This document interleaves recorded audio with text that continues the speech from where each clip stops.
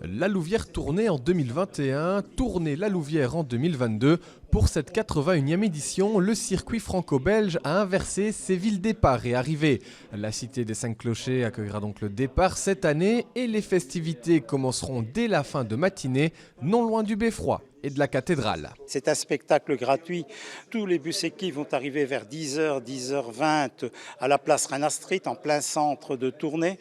Il y aura donc possibilité pour le tout public de côtoyer les coureurs. Il faut venir avec les petits-enfants, la famille, les amateurs de vélo. On est en plein centre de tournée.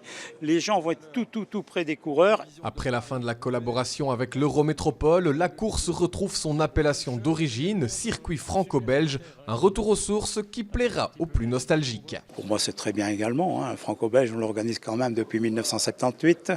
Et les gens de la région, c'est toujours franco-belge, il faut bien dire qu'on est frontalier. Fabio Jacobsen, le tenant du titre, ne sera pas présent, mais les organisateurs ont su avoir 14 équipes qui ont participé au dernier Tour de France, dont 8 formations World Tour.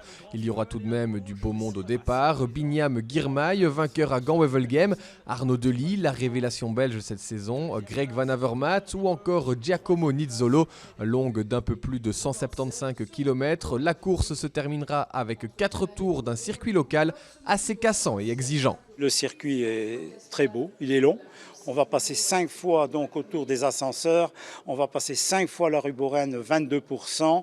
Mais vous savez comme moi que ce sont toujours les coureurs qui font la course. Pour organiser ce franco-belge, le Caso Pédale Templeuve a signé une collaboration de 5 ans avec Golazzo. La société belge s'occupe notamment du Mémorial Van Damme ou des prochains championnats d'Europe de cyclocross à Namur. Elle apportera toute son expérience en matière d'organisation d'événements sportifs. Apporter un peu de la professionnalisme au niveau de communication, au niveau de marketing, mais aussi au niveau du sécurité, etc. Ça, c'est nécessaire et je pense qu'on est là pour garantir la future du franco-belge.